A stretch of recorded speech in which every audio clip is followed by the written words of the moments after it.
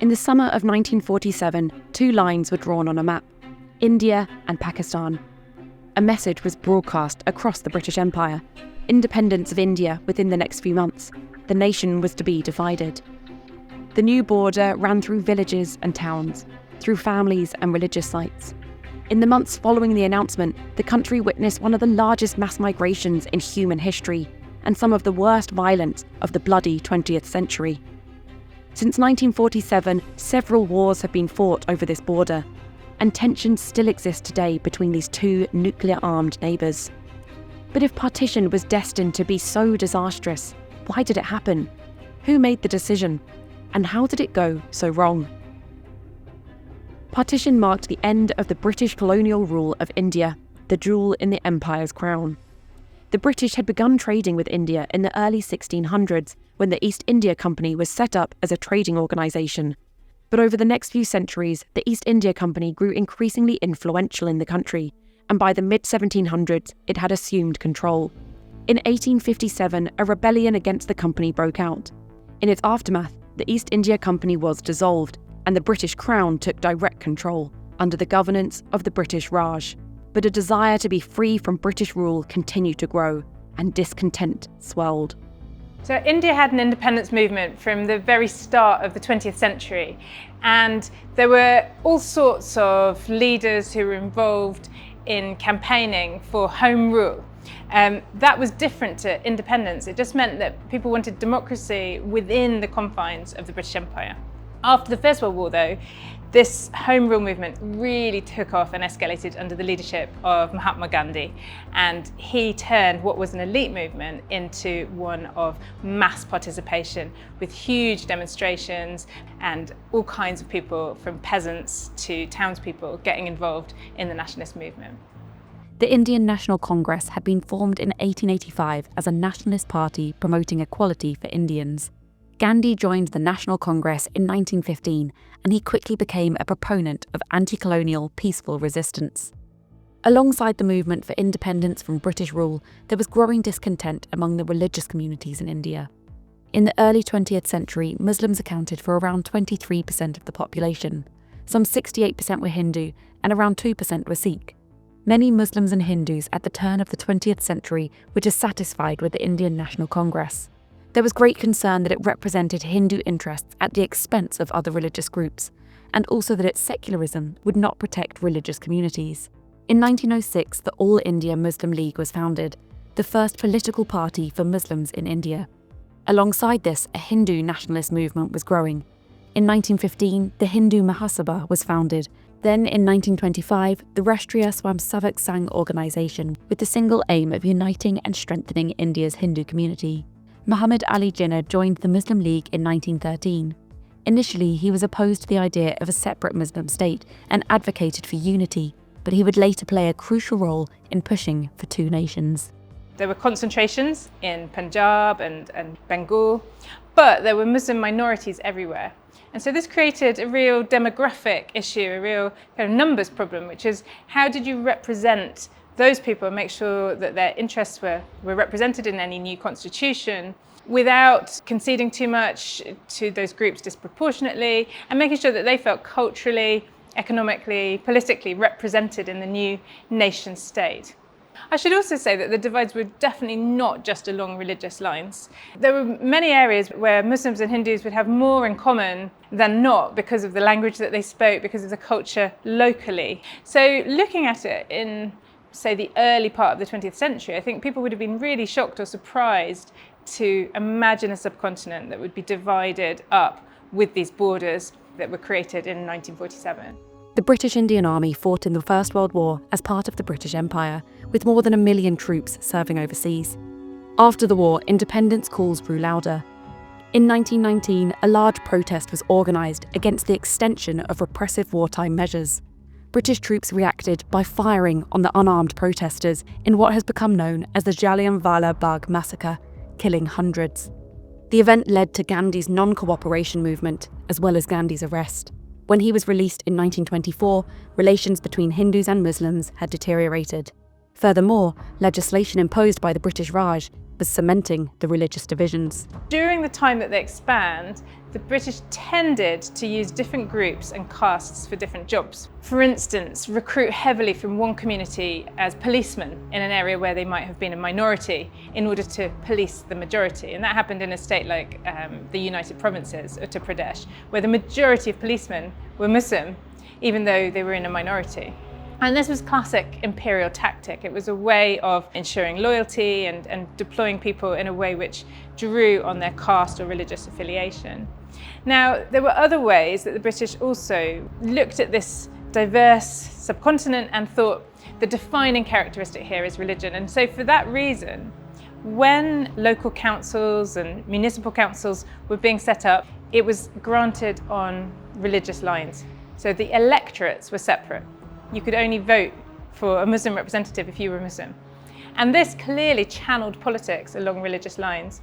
Over the next few decades, revolutionary movements gathered momentum across the country. Gandhi continued to lead high-profile protests such as the Salt March in 1930, and many tens of thousands of people were arrested. Local elections in 1936 saw the National Congress win significantly across the country, but the Muslim League failed to establish a government in any province, leading to further divisions. Then, in 1939, Britain declared that India was at war with Germany. The Congress Party had not been consulted on the decision. This move and the ensuing impact of the war sounded the death knell for British rule in India. So the Second World War was a massive event in India, and we forget that now. But India was really caught up in the Second World War. Once Japan swept into Southeast Asia and into Burma, India was really on the front lines. 2.5 million soldiers joining the Indian Army, and that was a volunteer army. And the war also affected inflation. Prices went sky high very quickly, and food scarcity was an issue for all sorts of people across the subcontinent, not only in the devastating Bengal famine of 1943, which killed 3 million people.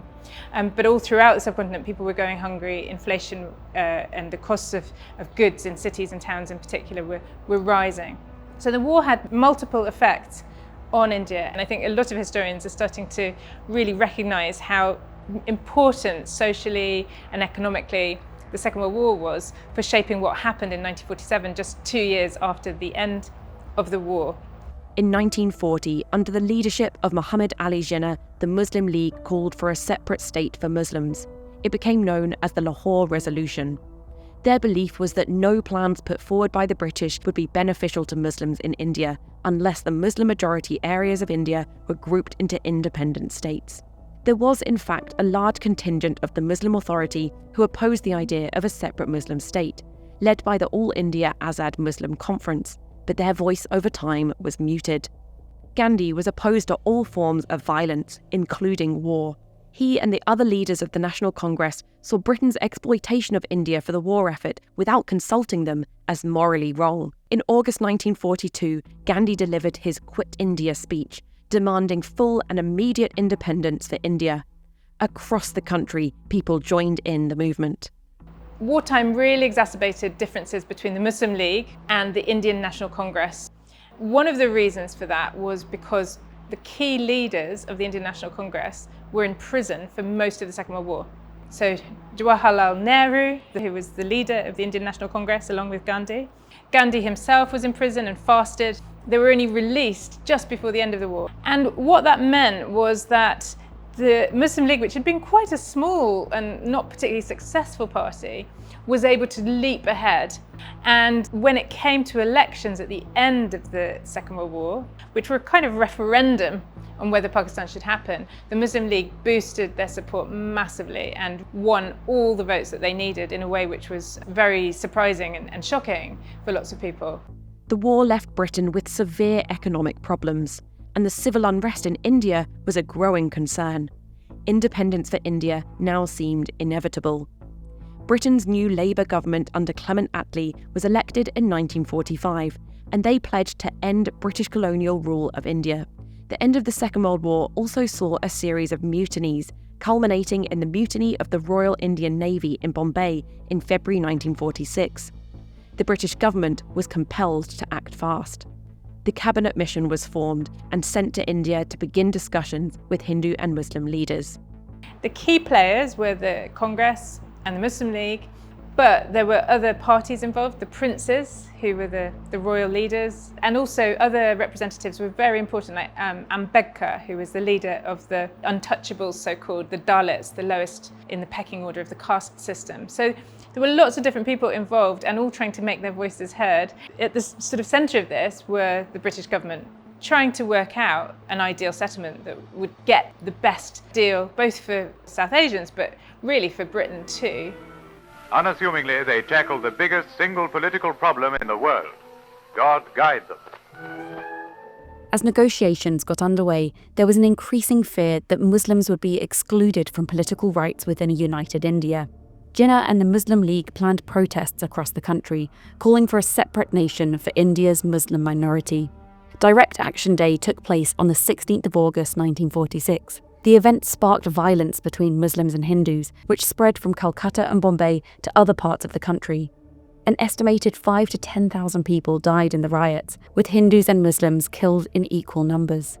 Back in Britain, the economic situation was critical. They wanted out of India as quickly as possible. Attlee announced that independence would be granted by June 1948 latest. In March 1947, Lord Mountbatten arrived in India, the last viceroy. He was faced with a number of pressing problems, including ongoing violence in Punjab and Bengal, and no clear answer as to who might take over as a leader of united India. Mountbatten concluded that partition now seemed inevitable, and the quickest way to resolve the situation. Among the major Indian leaders, Gandhi alone refused to accept partition as the solution. He even urged Mountbatten to offer Jinnah the premiership of united India, something which inevitably was not agreed to by the other National Congress leaders. I am pretty certain that the division was inevitable. The British had brought that feeling about that we were two different people. I don't think they deliberately divided us to be able to rule.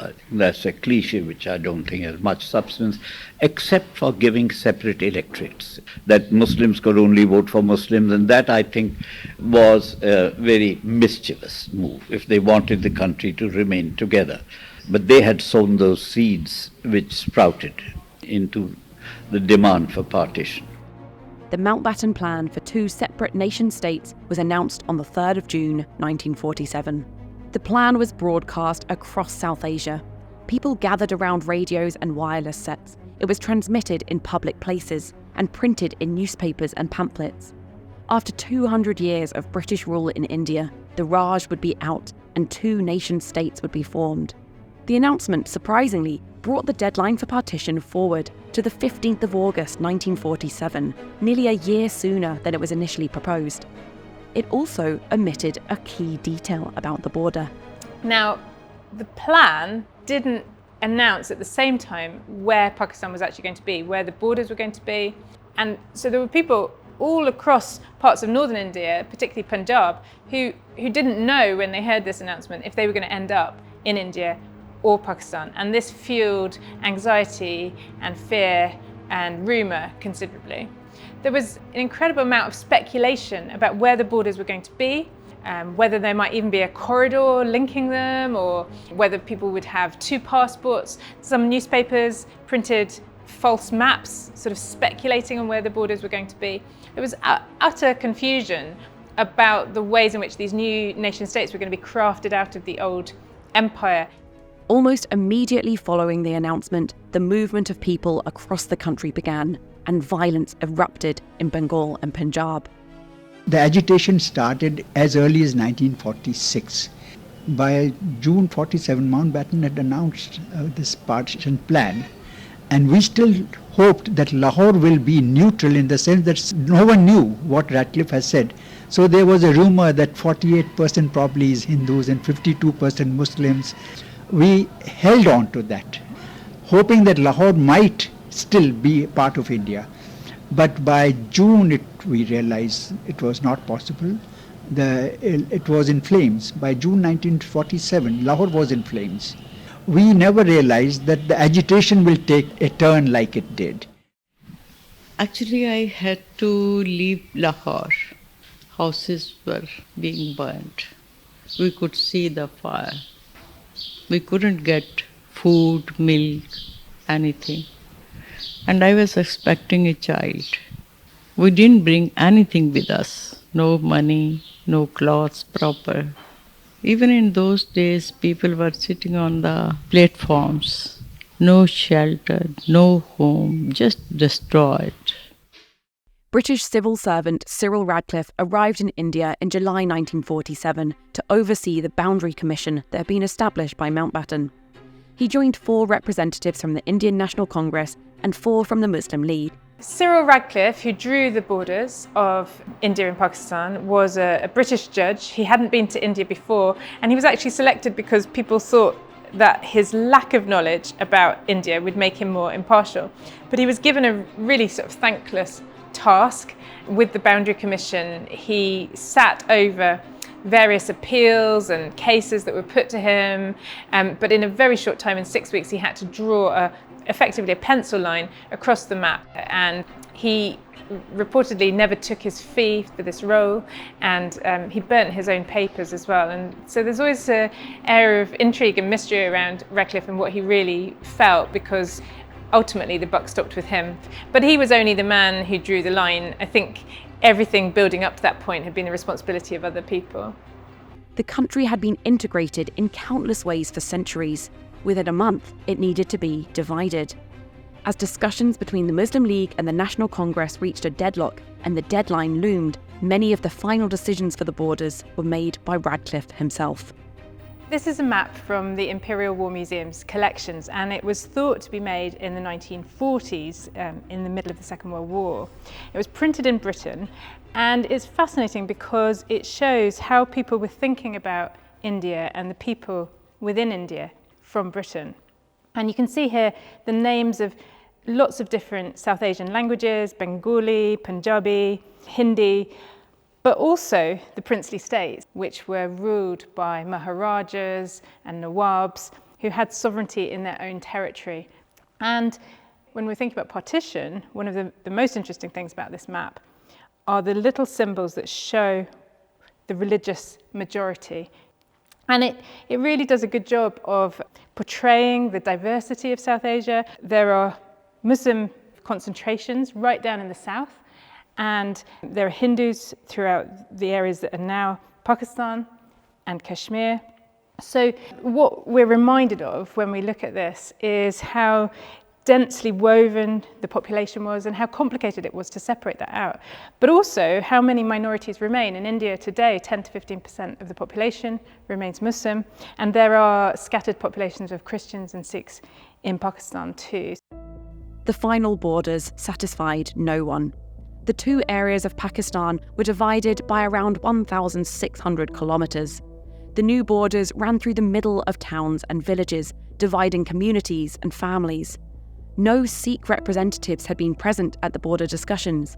Nearly the entirety of the Sikh community fled to India. This region here, Punjab, is the homeland of the Sikh population, and Sikhs only made up 2% of undivided South Asia's population, but in Punjab they were a significant minority. And they were scattered throughout the whole of Punjab, which also was a homeland for their religious places and where their kings and religious leaders had originated. So drawing a line through Punjab was always going to be very traumatic for the Sikhs, and the Sikhs were at the epicenter, as it turned out, of the partition violence, and many of them moved into India because they were sort of lumped together with the Hindus as a demographic group when actually they had their own distinct interests. The crucial thing was that it wasn't just a country of Hindus and Muslims. There were other very large minority groups, but also many people didn't primarily associate with their religion. They also thought of themselves as Hindi speakers or Urdu speakers, or as South Indians, or maybe coming from a particular caste group or ethnic group or tribe. So it's only later, really, once partition escalates, that we start to think of the subcontinent as divided purely along these religious lines. On the 14th and 15th of August, the 2 new countries celebrated their Independence Days, and the final borders were announced 2 days later. In the days following independence, around 15 million people left their homes in hopes of safety on the other side of the border. It was one of the largest mass migrations in history. Millions travelled on foot and by train, and makeshift refugee camps sprang up across the country. The migration was accompanied by violence on an incomprehensible scale. It resulted in an estimated 1 million deaths, although estimates vary to a huge degree. The worst of the violence took place along the border, and particularly in Punjab. Were you surprised that Muslims living in Punjab had to flee? It's unheard of. Nobody could have ever imagined that where we've been living for centuries, we would have to get out. As we came into the city from Lahore, all the Muslims were already walking out to a refugee camp, but they had to get out because they were being attacked all the time. Their houses were being set on fire. I could see the smoke rising over the city. But the Muslims in West Punjab did more or less the same things. It was just sheer madness on both sides. There were so many women who came from Punjab. Many. Was it just a few who had been raped, or was it a lot? Quite a good number. Almost 50%. Young girls were not spared at all. First thing, when women landed, we had to take them to the camp. A doctor had to examine her, what her condition is. And some old ladies were also raped. It's something which you can't believe, but it has been. Their life was completely finished. Poor things. The violence is obviously very controversial, and it was deadly. It was devastating violence, and I think everybody involved didn't anticipate the scale of the violence. All the leaders, Jinnah, Nehru, Mountbatten, were personally shocked and devastated by the scale of the violence that unfolded. But I do think that there were certain things that the British didn't do. There were troops in India at the time, and they were kept in barracks because, again, with the end of the Second World War, the emphasis was on getting British troops home and not getting them bogged down in a civil war type situation. The British did create a boundary force, and this was a smaller sort of mobile force of Indian units with some British officers, but it was overwhelmed really by the scale of the violence. And we do know that wherever there were tanks, wherever soldiers were being patrolled, that the violence did subside. So ultimately, that is what was needed at the time to control the violence. Partition cast a long shadow. The two new countries were not prepared for the devastation that followed in the wake of the division. One of the most problematic regions was Kashmir, a Muslim-majority region in the Himalayas, which became a disputed territory. The dispute erupted into a war until a fragile ceasefire negotiated by the UN in 1949, but two further wars were fought in the region in 1965 and 1999, and tension is unresolved to this day. In 1948, Gandhi was assassinated by a member of the Hindu Nationalist Party, the Hindu Mahasabha, who believed that Gandhi had been too conciliatory to Muslims. Then in 1971, another war was fought between the two neighbouring countries, this time over East Pakistan. In March 1971, the region became a separate nation, Bangladesh. In this short conflict alone, another 3 million people were killed. The border dividing India and Pakistan is over 2,000 miles long, and while the people in both countries still share so much culture and history, in other ways, the gap between them continues to widen.